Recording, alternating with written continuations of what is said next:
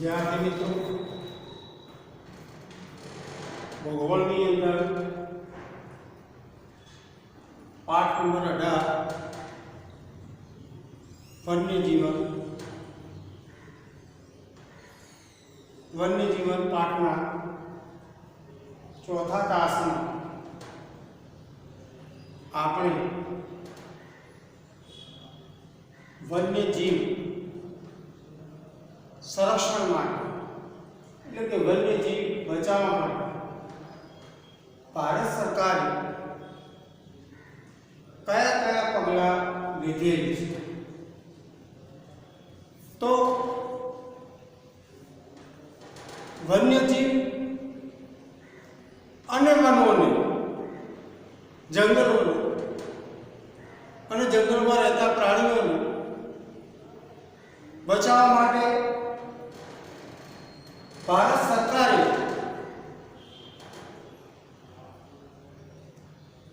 ईस्वीसन 2014 में भारत की परिस्थिति जोईए तो भारत सरकारे भारत की अंदर आवेला जंगलों ने अने जंगलों में वसवाट करनार प्राणियों ने बचावा माटे भारत सरकारे भारतनी अंदर कुल जे जंगलों आवेला छे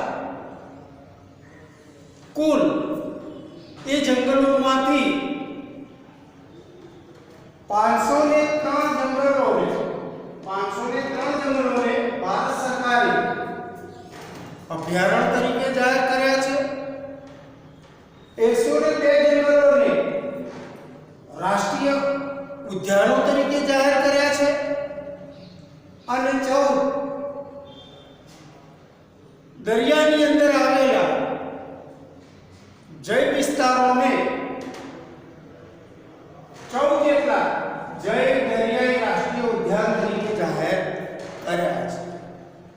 तो विद्यार्थी मित्रों अहींयो प्रश्न ये थाय कि भारत सरकारे भारत की अंदर जो जंगलों आवेला छे ए जंगलों मांथी 503 जंगलों ने भारत सरकारे शा माटे अभयारण्य तरीके जाहिर कर्या 102 जंगलों ने भारत सरकारे शा माटे राष्ट्रीय उद्यान तरीके जाहिर कर्या अने भारतनी अंदर भारतनी त्रणेय बाजू दरियो छे पश्चिमी अरब सागर दक्षिण हिंद महासागर और पूर्वी बंगाळानी खाड़ी। तो भारत पासे लांबो दरिया किनारो छे अने लांबा दरिया किनाराना कारणे भारतना दरियामां जैव उद्यानो आवेला छे जैव दरियाई उद्यानो आवेला छे કેટલાય અને એમાંથી જૈવ દરિયાઈ રાષ્ટ્રીય ઉદ્યાનોમાંથી કેટલાક જૈવ દરિયાઈ રાષ્ટ્રીય ઉદ્યાનોને ભારત સરકારે 14 જેટલા જૈવ રાષ્ટ્રીય દરિયાઈ ઉદ્યાન તરીકે જાહેર કર્યા છે। ભારતની અંદર કેટલાય આવેલા છે જૈવ દરિયાઈ રાષ્ટ્રીય ઉદ્યાન અને એમાંથી जैव आरक्षित क्षेत्रों छे जैव दरियाई क्षेत्रों छे કેટલાય छे जैव दरियाई क्षेत्रों ने एमांथी 14 जेटला जैव दरियाई क्षेत्रों ने भारत सरकारे जैव दरियाई राष्ट्रीय उद्यान तरीके जाहिर कर्या छे। पण शा माटे भारतना जंगलोमांथी 503 जंगलोना अभयारण्य तरीके शा माटे जाहिर कर्या भारतना कुल जंगलोमांथी 102 जंगलोने भारत सरकारे राष्ट्रीय उद्यानो तरीके शा माटे जाहिर कर्या अने भारतनी अंदर दरिया किनारे आवेला जैव दरियाई क्षेत्रोने राष्ट्रीय दरियाई उद्यान तरीके शा माटे जाहिर कर्या छे તો વિદ્યાર્થી મિત્રો, જંગલોને અને જંગલોની અંદર આવેલા પ્રાણીઓને બચાવવા માટે ભારત સરકારે કુલ જંગલોમાંથી 503 જંગલોને અભયારણ્ય તરીકે જાહેર કર્યા છે. કુલ જંગલોમાંથી 102 જંગલોને રાષ્ટ્રીય ઉદ્યાન તરીકે જાહેર કર્યા છે. કુલ જય દરિયાઈ ક્ષેત્રોમાંથી 14 જેટલા જય દરિયાઈ ક્ષેત્રોને ભારત સરકારે રાષ્ટ્રીય ઉદ્યાન તરીકે જાહેર કર્યા છે. શા માટે? તો જંગલોને બચાવવા માટે, જંગલની અંદર વસવાટ કરનારા પ્રાણીઓને બચાવવા માટે અને દરિયાની અંદર જે જીવો આવેલા છે એ જીવોને બચાવવા માટે ભારત સરકારે કેટલાક જંગલોને 503 જંગલોને અભયારણ્ય તરીકે, કુલ જંગલોમાંથી 102 જંગલોને રાષ્ટ્રીય ઉદ્યાન તરીકે અને કુલ જય દરિયાઈ ક્ષેત્રોમાંથી 14 જેટલા જય દરિયાઈ રાષ્ટ્રીય ઉદ્યાન તરીકે જાહેર કર્યા છે. તો વિદ્યાર્થી મિત્રો, અભયારણ્ય શા માટે જાહેર કર્યા? તો કે ભાઈ જંગલો અને જંગલોના પ્રાણીઓને બચાવવા માટે. તો અભયારણ્ય માટે શું નિયમ લાગુ પડે છે? જે જંગલને અભયારણ્ય કે રાષ્ટ્રીય ઉદ્યાન તરીકે જાહેર ન કરવામાં આવે તો ભારતની આમ જનતા ખુલ્લેઆમ કરી શકે છે, ખુલ્લેઆમ કુદરતી સંપત્તિને નુકસાન કરી શકે છે અને ખુલ્લેઆમ જંગલોની અંદર ફરી અને જંગલોની અંદર રહેતા પ્રાણીઓનો શિકાર કરી શકે છે. જે જંગલોને અભયારણ્ય કે રાષ્ટ્રીય ઉદ્યાન તરીકે જાહેર કર્યા નથી એવા જંગલોમાં ફરવાની છૂટ છે, ફરે છે, કુદરતી સંપત્તિને નુકસાન પહોંચાડે છે અને પ્રાણીઓને મારીને શિકાર કરે છે, શિકાર કરીને મારી નાખે છે. તો ભારતની અંદર જંગલોની અંદર જે કુદરતી સંપત્તિ છે એ કુદરતી સંપત્તિ અને જંગલમાં વસવાટ કરનારા પ્રાણીઓને બચાવવા માટે ભારત સરકારે કેટલાક જંગલોને અભયારણ્ય તરીકે જાહેર કર્યા છે. તો અભયારણ્ય માટે શું નિયમ છે? અભયારણ્યમાં ફરવાની છૂટ છે પણ શિકાર કરવાની મનાઈ છે. જંગલોની અંદર આવેલી કુદરતી સંપત્તિને નુકસાન પહોંચાડવાની મનાઈ છે. ભારત સરકારે કેટલાક જંગલોમાંથી ભારત સરકારે કુલ જંગલોમાંથી કેટલાક જંગલોને રાષ્ટ્રીય ઉદ્યાન તરીકે જાહેર કર્યા. શા માટે? તો રાષ્ટ્રીય ઉદ્યાનનો નિયમ શું છે? કે ફરવા માટેનો પણ પ્રતિબંધ છે અને શિકાર માટેનો પણ પ્રતિબંધ છે.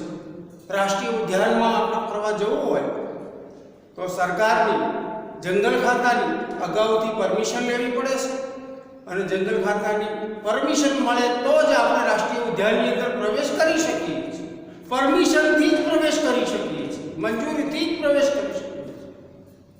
અને પ્રવેશ મળ્યા પછી આપણે કુદરતી સંપત્તિને પણ નુકસાન પહોંચાડી શકતા નથી, સાથે સાથે જંગલની અંદર આવેલા પ્રાણીઓનો શિકાર પણ કરી શકતા નથી, સાથે સાથે જંગલની અંદર આવેલા પ્રાણીઓને આપણે હેરાન પરેશાન પણ કરી શકતા નથી. આ રીતે જો જંગલોને અભયારણ્ય કે રાષ્ટ્રીય ઉદ્યાન તરીકે જાહેર કરી દેવામાં આવે તો વિદ્યાર્થી મિત્રો,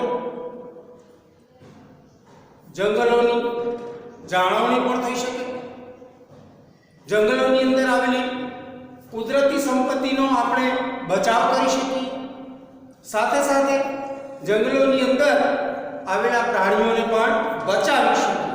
આ માટે ભારત સરકારે કુલ જંગલોમાંથી કેટલાક જંગલોને અભયારણ્ય, કેટલાક જંગલોને રાષ્ટ્રીય ઉદ્યાન તરીકે જાહેર કર્યા છે. હવે ભારતની પાસે દરિયા કિનારો લાંબો છે અને દરિયા કિનારો લાંબો હોવાના કારણે ભારતની પાસે કેટલાય જય દરિયાઈ ક્ષેત્રો આવેલા છે અને આ કેટલાય જય દરિયાઈ ક્ષેત્રોમાંથી ભારત સરકારે 14 જેટલા જય દરિયાઈ ક્ષેત્રોને ભારત સરકારે જય દરિયાઈ રાષ્ટ્રીય ઉદ્યાન તરીકે જાહેર કર્યા છે. દરિયાને બચાવવા માટે, દરિયાની અંદર આવેલા જીવોને બચાવવા માટે ભારત સરકારે કુલ જૈવ આરક્ષિત ક્ષેત્રોમાંથી, જૈવ દરિયાઈ ક્ષેત્રોમાંથી ભારત સરકારે કુલ દરિયાઈ ક્ષેત્રોમાંથી 14 દરિયાઈ ક્ષેત્રોને ભારત સરકારે જૈવ દરિયાઈ રાષ્ટ્રીય ઉદ્યાન તરીકે જાહેર કર્યા છે. હવે વિદ્યાર્થી મિત્રો, આ તો ભારતની વાત છે કે ભારતમાં 500 ઘણા અભયારણ્ય આવેલા છે, 100 રાષ્ટ્રીય ઉદ્યાનો આવેલા છે, 14 જૈવ દરિયાઈ રાષ્ટ્રીય ઉદ્યાનો આવેલા છે. બરાબર. હવે એમાંથી ગુજરાતમાં કેટલા છે? તો ગુજરાતમાં વનોની પરિસ્થિતિ દયાજનક છે. દુનિયાની દ્રષ્ટિએ જોવા જઈએ તો ભારતમાં માત્ર 23% જંગલો છે, દુનિયાની અંદર 33% છે. તો દુનિયાની સાપેક્ષમાં જોવા જઈએ તો ભારતમાં 10% જંગલોનું પ્રમાણ ઓછું છે. હવે ભારતની તુલનામાં ગુજરાતની અંદર જંગલોનું પ્રમાણ જોવા જઈએ તો ગુજરાતમાં માત્ર 10% જમીન વિસ્તારમાં જંગલો આવેલા છે. તો એનો મતલબ એમ થાય છે કે ભારત કરતા ગુજરાતમાં 13% જમીન વિસ્તારની અંદર જંગલોનું પ્રમાણ ઓછું છે. અને દુનિયાની સાપેક્ષમાં ગુજરાતની અંદર જોવા જઈએ તો ગુજરાતમાં 23% જમીન વિસ્તારની અંદર જંગલોનું પ્રમાણ ઓછું છે. માત્ર 10% જમીન વિસ્તારમાં જંગલો આવેલા છે. દુનિયામાં કુલ જે જમીન છે એમાંથી 33% જમીન વિસ્તારમાં જંગલો છે. ભારતમાં જે કુલ જમીન છે એમાંથી 23% જમીન વિસ્તારમાં જંગલો છે. અને ગુજરાતની જે કુલ જમીન છે એ કુલ જમીનમાંથી માત્ર 10% જમીન વિસ્તારમાં જંગલો આવેલા છે. તો ગુજરાતની પરિસ્થિતિ જંગલોની બાબતમાં જોવા જઈએ તો કયા છે? દુનિયા કરતા 23% ઓછું છે અને ભારત કરતા 13% ઓછું છે. હવે વિદ્યાર્થી મિત્રો, ગુજરાતમાં જંગલોની પરિસ્થિતિ જોવા જઈએ તો ગુજરાતમાં જંગલોનું એક તો પ્રમાણ ઓછું છે, છતાંય ગુજરાતની અંદર પણ જે જંગલો છે જંગલોની અંદર કિંમતી વનસ્પતિ અને કિંમતી પ્રાણીઓ આવેલા છે. એટલે ભારત સરકાર અને ગુજરાત સરકારે ગુજરાતમાં જે કુલ જંગલો છે એ કુલ જંગલોમાંથી 22 જંગલોને અભયારણ્ય તરીકે જાહેર કર્યા છે. કુલ જંગલોમાંથી 4 જંગલોને રાષ્ટ્રીય ઉદ્યાન તરીકે જાહેર કર્યા છે. અને ગુજરાતની પાસે જૈવ દરિયાઈ કેટલા ક્ષેત્રો છે એમાંથી એક જૈવ દરિયાઈ ક્ષેત્રને ભારત સરકારે જૈવ દરિયાઈ રાષ્ટ્રીય ઉદ્યાન તરીકે જાહેર કર્યું છે. તો હવે વિદ્યાર્થી મિત્રો, આપણે અભયારણ્યમાં ફરવા જઈ શકીએ પણ જંગલમાં આવેલી કુદરતી સંપત્તિને અને જંગલમાં વસનારા પ્રાણીઓને આપણે નુકસાન પહોંચાડી શકતા નથી. ફરવાની છું પણ શિકારને અને નુકસાન પહોંચાડવાની મનાઈ. ગુજરાતની અંદર જે રાષ્ટ્રીય ઉદ્યાન છે તે રાષ્ટ્રીય ઉદ્યાનમાં ફરવાની પણ મનાઈ છે અને શિકારની પણ મનાઈ છે. તમારે અંદર જવું હોય,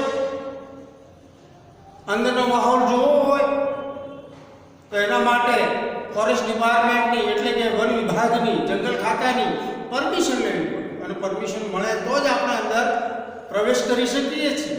અને પ્રવેશ કર્યા પછી પણ આપણે જંગલની અંદર આવેલી કુદરતી સંપત્તિને અને જંગલમાં આવેલા પ્રાણીઓને નુકસાન પહોંચાડી શકતા નથી. તો ગુજરાતમાં પ્રાણીઓ અને જંગલોને બચાવવા માટે કુલ જંગલોમાંથી 22 જંગલોને અભયારણ્ય, 4 જંગલોને રાષ્ટ્રીય ઉદ્યાન તરીકે અને જૈવ દરિયાઈ ક્ષેત્રોમાંથી એક જૈવ દરિયાઈ ક્ષેત્રને જૈવ દરિયાઈ રાષ્ટ્રીય ઉદ્યાન તરીકે જાહેર કર્યું છે. હવે વિદ્યાર્થી મિત્રો, ભારત સરકારે બીજું જંગલોના પ્રાણીઓ માટે શું કર્યું? તો કે ભાઈ જંગલો અને જંગલની અંદર વસવાટ કરનારા પ્રાણીઓને બચાવવા માટે ભારત સરકારે જે પ્રાણીઓ લુપ્ત થવાના આરે છે, જે પ્રાણીઓની સંખ્યા બિલકુલ ઓછી છે, એવા કિંમતી પ્રાણીઓને બચાવવા માટે ભારત સરકારે પરિયોજનાઓ બનાવી છે. તો કયા કયા પ્રાણીઓ માટે ભારત સરકારે પરિયોજનાઓ બનાવી છે? તો વાઘ માટે, સિંહ માટે, કાશ્મીરી બારાસિંગા માટે, ખારા પાણીના મગરમચ્છ માટે, ગેંડા માટે અને હિમ દીપડા માટે. તો આ બધા જ પ્રાણીઓ ભારતમાં લુપ્ત થવાના આરે છે. જો ભારત સરકાર કે ગુજરાત સરકાર દ્વારા એનું ધ્યાન રાખવામાં ના આવે તો એક વખત એવો પણ આવે કે ગુજરાતના ગીરના જંગલમાં સિંહ ખતમ થઈ જાય. અને ગુજરાતના ગીરના જંગલમાં સિંહ ખતમ થઈ જાય તો આપણે સિંહ તો ફોટામાં જોવો પડે અને તો સિંહ જોવા માટે આપણે આફ્રિકાના જંગલોમાં જવું પડે. તો આવા અમૂલ્ય પ્રાણીને બચાવવા માટે ભારત સરકારે સિંહ પરિયોજના લાવી છે. વાઘને બચાવવા માટે વાઘ પરિયોજના લાવી છે. કાશ્મીરી બારાસિંગા માટે હાંગોંગ પરિયોજના લાવી છે અને ખારા પાણીના મગર માટે મગરમચ્છ પરિયોજના લાવી છે. તો પહેલાના સમયમાં વિદ્યાર્થી મિત્રો વાઘ ભારતના મોટા ભાગના જંગલોમાં જોવા મળે. અત્યારે વાઘોનો શિકાર થવાના કારણે અને જંગલોનું પ્રમાણ ઘટવાના કારણે વાઘ અમુક જંગલો પૂરતો સીમિત થઈ ગયો છે. પહેલા આપણા ગુજરાતના જંગલોમાં, જેસોરના જંગલમાં, અંબાજીના જંગલમાં, બાલારામના જંગલમાં આપણને વાઘ આરામથી જોવા મળે. વાંસદાની અંદર પણ આરામથી વાઘ જોવા મળે. પણ જંગલોનું પ્રમાણ ઘટવાના કારણે અને આડેધડ વાઘનો શિકાર થવાના કારણે આપણને અત્યારે જેસોરના જંગલમાં કે વાંસદાના જંગલમાં વાઘ જોવા મળતા નથી. કારણ કે એનો શિકાર થઈ ગયો. એટલે આપણે વાઘને જોવા હોય તો વાઘને જોવા માટે પશ્ચિમ બંગાળમાં કે મધ્યપ્રદેશમાં કે ઉત્તરાંચલમાં જવું. એ સિવાય આપણને વાઘ જોવા ન મળે. તો વાઘને બચાવવા માટે વાઘ પરિયોજના સરકારે લાવી છે. ઈસવીસન 1973માં ભારતના કુલ જે જંગલોમાં છે, કુલ જંગલો જે છે એ કુલ જંગલોમાંથી 48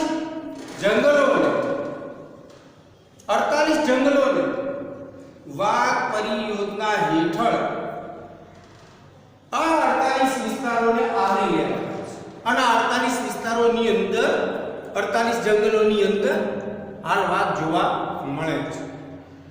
આવા અમૂલ્ય વાઘને બચાવવા માટે ભારત સરકારે વાઘ પરિયોજના લાવી અને વાઘ પરિયોજના હેઠળ ભારતના 48 વિસ્તારોને વાઘ પરિયોજના હેઠળ આવરી લેવાયા છે. અને આ વાઘ પરિયોજના હેઠળ 48 વિસ્તારની અંદર જે વાઘ આવેલા છે એ વાઘને ભારત સરકાર દ્વારા પૂરેપૂરું સંરક્ષણ પૂરું પાડવામાં આવે છે. તો વાઘ માટે જે વિસ્તારો નક્કી કરવામાં આવે છે એ વિસ્તારોની અંદર આપણે છૂટથી હરી શકતા નથી. જો ફરવા જવું હોય તો એના માટે ફોરેસ્ટ ડિપાર્ટમેન્ટની પરમિશન લેવી પડે છે. અને પરમિશન લીધા પછી આપણે અંદર પ્રવેશ કરી કુદરતી સંપત્તિને કે વાઘના પર્યાવરણને કે વાઘને આપણે નુકસાન પહોંચાડી શકતા નથી. વિદ્યાર્થી મિત્રો, બીજી પરિયોજના છે સિંહ પરિયોજના. પહેલા ભારતના મોટા ભાગના જંગલોમાં એટલે કે ભારતની પશ્ચિમ બાજુ આવેલા મોટા ભાગના જંગલોમાં અને છેક ઈરાન સુધી સિંહ જોવા મળે. એ સિંહ માત્ર અત્યારે ગુજરાતના ગીરના જંગલમાં જ બચ્યા છે.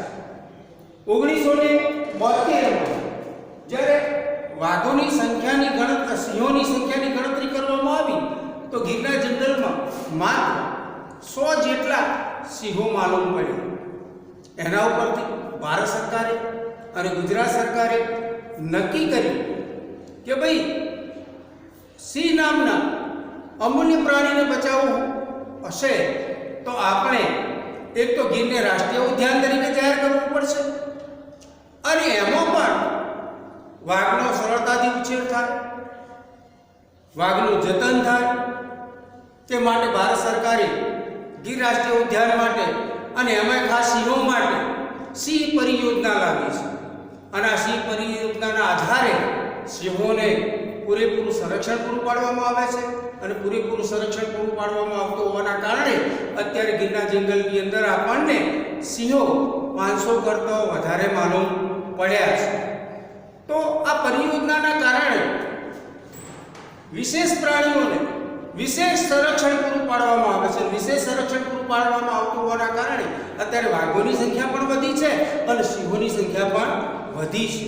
જો સરકારે આ વાઘ પરિયોજના કે સિંહ પરિયોજના લાવી ન હોત તો ભવિષ્યમાં આપણને જે વાઘ અને સિંહ જોવા મળવાના છે એ જોવા ન મળે. હવે ત્રીજા નંબરમાં છે કાશ્મીરી બારાસિંગા. બારાસિંગા એટલે હરણ છે, પણ એ હરણના માથા ઉપર જે શિંગડું હોય છે એ શિંગડાને 12 ફોંટા હોય છે. દરેક શિંગડામાં 12 ફોંટા, અને 12 ફોંટા હોવાના કારણે આ કાશ્મીરી હરણને બારાસિંગા તરીકે ઓળખવામાં આવે છે. બારાસિંગા નામનું હરણ માત્ર કાશ્મીરમાં જ જોવા મળે છે. લોકોએ એનો આડેધડ શિકાર કર્યો એટલે એક સમયે મુક્ત થવાના આરે આવી ગયો, ખોવાઈ જવાના આરે આવી. ભારત સરકારે કાશ્મીરી બારાસિંગાને બચાવવા માટે હંગુલ પરિયોજના લાવી છે, અને હંગુલ પરિયોજનાના આધારે કાશ્મીરી બારાસિંગાને સંરક્ષણ પૂરું પાડવામાં આવે છે. અને સંરક્ષણ પૂરું પાડવામાં આવતું હોવાના કારણે હાલ કાશ્મીરમાં બારાસિંગાની સંખ્યામાં નોંધપાત્ર વધારો થયો છે. પછી ખારા પાણીના મગરમાં. તો ખારા પાણીના મગર ભારતમાં પ્રમાણ ખૂબ ઓછું છે. તો ખારા પાણીના મગરને બચાવવા માટે ભારત સરકારે જે યોજના લાવી છે એ યોજનાને મગરમચ્છ પરિયોજના તરીકે ઓળખવામાં આવે છે. પછી આવે છે ગેંડા. તો ગેંડા એ ભારતનું વિશેષ પ્રાણી છે. કેમ ગેંડાને ભારતનું વિશેષ પ્રાણી તરીકે ઓળખવામાં આવે છે? તો ભારતની અંદર જે ગેંડા છે એ ગેંડાને માત્ર એક શિંગડું હોય છે. દુનિયાની અંદર જે ગેંડા જોવા મળે છે એ શિંગડાને દુનિયાની અંદર જે ગેંડા જોવા મળે છે એ ગેંડાને 2 શિંગડા હોય છે. જ્યારે ભારતમાં જે ગેંડા હોય છે જોવા મળે છે એને માત્ર એક જ શિંગડું છે. અને એક શિંગી ગેંડો ભારત સિવાય બીજા દુનિયાના કોઈ વિસ્તારમાં જોવા મળતો નથી. હવે ભારતમાં એક શિંગી ગેંડા આપણને મોટા ભાગે આસામના જંગલોની અંદર જોવા મળે છે, અને એમાં બ્રહ્મપુત્રના દલદલીય વિસ્તાર. પણ ભારતના ઘણા લોકોએ પોતાના સ્વાર્થ માટે ગેંડાઓનો શિકાર કરી ગેંડાનું માંસ, ગેંડાના હાડકાં, ગેંડાના શિંગડા, ગેંડાના ચામડાનો બહોળો વેપાર થતો હોવાના કારણે ગેંડાને મારી નાખવામાં એક સમય એવો આવી ગયો કે ભારતમાં એક શિંગી ગેંડાનું પ્રમાણ બિલકુલ ઘટી. હવે જો ભારતમાં એક શિંગી ગેંડા લુપ્ત થઈ જાય તો દુનિયાના લોકોને એક શિંગી ગેંડા દુનિયામાં કોઈ જગ્યાએ જોવા મળે નહીં. તો ભારત માટે આ વિશેષ અને અમૂલ્ય પ્રાણી છે. આ અમૂલ્ય પ્રાણીને બચાવવા માટે ભારત સરકારે જે યોજના લાવી છે એ યોજનાને ગેંડા પરિયોજના તરીકે ઓળખવામાં આવે છે. પછી છે હિમ દીપડા પરિયોજના.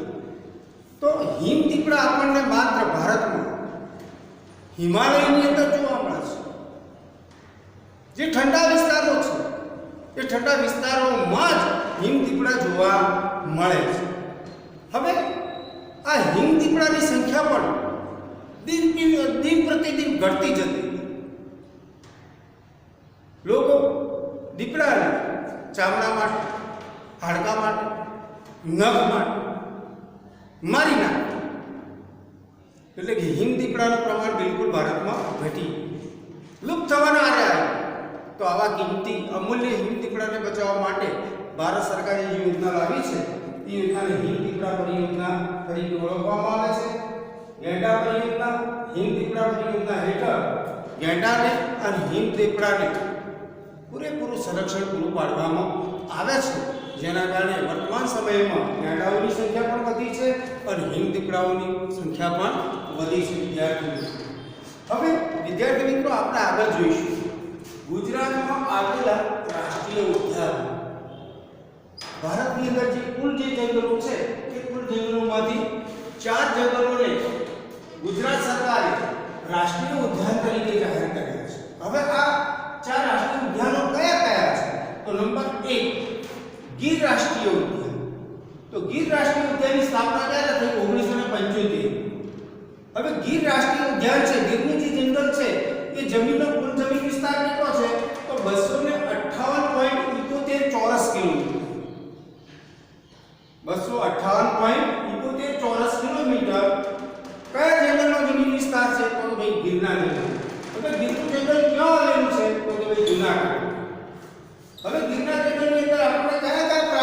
જોવા મળે છે? તો મુખ્યત્વે સિંહ. ચિત્તા લુપ્ત થઈ ગયા છે.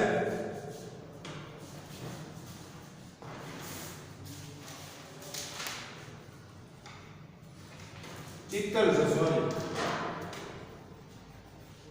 સિંહ,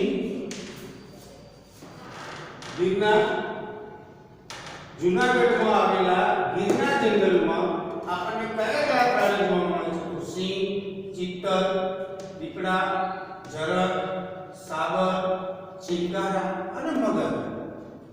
ગિરનાર જંગલમાં મગરનો ઉછેર કરવામાં આવે છે, કારણ કે જય દરિયાઈ ક્ષેત્રની અંદર ખારા પાણીના મગરોનું પ્રમાણ વધેથી માટે ગિરનાર જંગલમાં મગરનો ઉછેર કરવામાં આવે છે. વિદ્યાર્થી મિત્રો, હવે બીજું રાષ્ટ્રીય ઉદ્યાન છે કાળિયાર રાષ્ટ્રીય ઉદ્યાન. ભારતમાં કાળિયાર ભાવનગરના વેળાવદરમાં આવેલા કાળિયાર રાષ્ટ્રીય ઉદ્યાનમાં જ આપણને કાળિયાર જોવા મળે છે. આ સિવાય ભારતના કોઈ જંગલમાં આપણને કાળિયાર જોવા મળતું નથી, જેને બ્લેક બક કહેવાય છે. કાળિયાર રાષ્ટ્રીય ઉદ્યાન ક્યાં છે? તો કે ભાવનગર. ભાવનગરમાં પણ કયો છે? વેળાવદર. હવે એની સ્થાપના ક્યારે થઈ? તો કે 1976. તો ભાવનગરમાં આવેલા કાળિયાર રાષ્ટ્રીય ઉદ્યાનની સ્થાપના ક્યારે થઈ? તો 1976 માં. હવે ભાવનગરમાં આવેલા કાળિયાર રાષ્ટ્રીય ઉદ્યાનનો કુલ વિસ્તાર કેટલો છે? તો 34.8 ચોરસ કિલોમીટર. એ કયા જંગલનો વિસ્તાર છે? તો ભાવનગરમાં આવેલા કાળિયાર રાષ્ટ્રીય ઉદ્યાન. હવે આ કાળિયાર રાષ્ટ્રીય ઉદ્યાનમાં કયા કયા પ્રાણીઓ જોવા મળે છે? કાળિયાર, વરુ, ખરનું અને ઘોરાડ. તો ભારતમાં મેં અગાઉ ખુલાસો કર્યો એ પ્રમાણે ભારતનું સૌથી વધુ વજનદાર પક્ષી કયું? તો કે ઘોરાડ. તો આ ઘોરાડ આપણને ગુજરાતમાં ક્યાં જોવા મળે છે? તો કાળિયાર રાષ્ટ્રીય ઉદ્યાન. કાળિયાર રાષ્ટ્રીય ઉદ્યાન ક્યાં આવેલું છે? તો કે ભાવનગર જિલ્લામાં. હવે ત્રીજું છે વાંસદા રાષ્ટ્રીય ઉદ્યાન. વાંસદા રાષ્ટ્રીય ઉદ્યાન ની સ્થાપના ક્યારે થઈ? 1979. હવે વાંસદાના જંગલને રાષ્ટ્રીય ઉદ્યાન તરીકે શા માટે જાહેર કર્યું? તો કે ભાઈ દીપડાને, ઝરખને, ચિત્તલને અને ચોસિંગાને બચાવવા માટે. હવે ચોસિંગા એટલે શું? તો જે હરણના માથા ઉપર સિંગડાને 4 ફોંટા, સિંગડાને 4 ફોંટા, 4 સિંગડા નહીં, સિંગડાને 4 ફોંટા એવા હરણને ચોસિંગા તરીકે ઓળખવામાં આવે છે. ચોસિંગા માત્ર વાંસદા રાષ્ટ્રીય ઉદ્યાનમાં જોવા મળે છે. હવે આ વાંસદા રાષ્ટ્રીય ઉદ્યાનની સ્થાપના ક્યારે થઈ? તો 1979. હવે વાંસદા રાષ્ટ્રીય ઉદ્યાનનું કુલ ક્ષેત્રફળ કેટલું છે? તો 23.99 ચોરસ કિલોમીટર. હવે આ વાંસદા રાષ્ટ્રીય ઉદ્યાન કયા જિલ્લામાં છે? તો કે ભાઈ નવસારી. કયા જિલ્લામાં છે? નવસારી.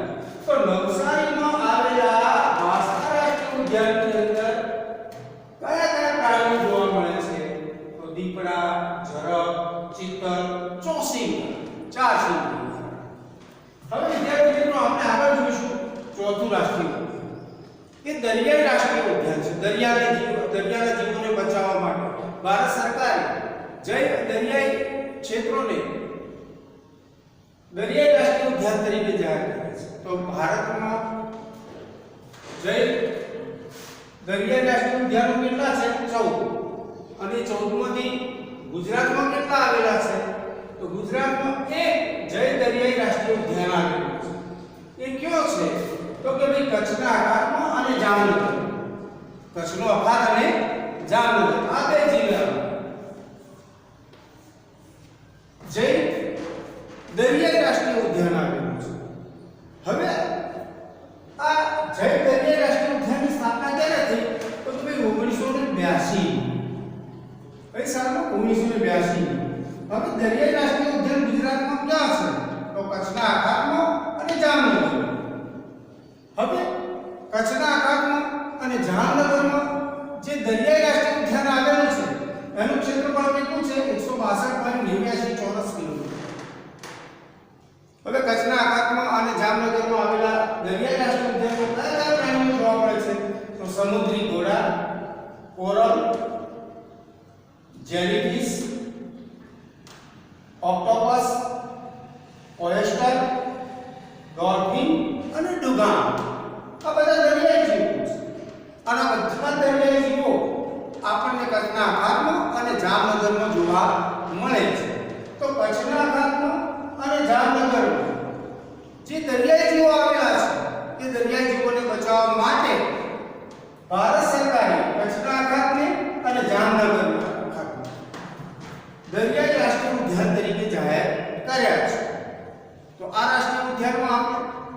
ફરવા જવું હોય તો આપણે ગુજરાત સરકારની પરમિશન લેવી પડે. ગુજરાત સરકાર પરમિશન આપે તો જ આપણે અંદર પ્રવેશ કરી શકીએ.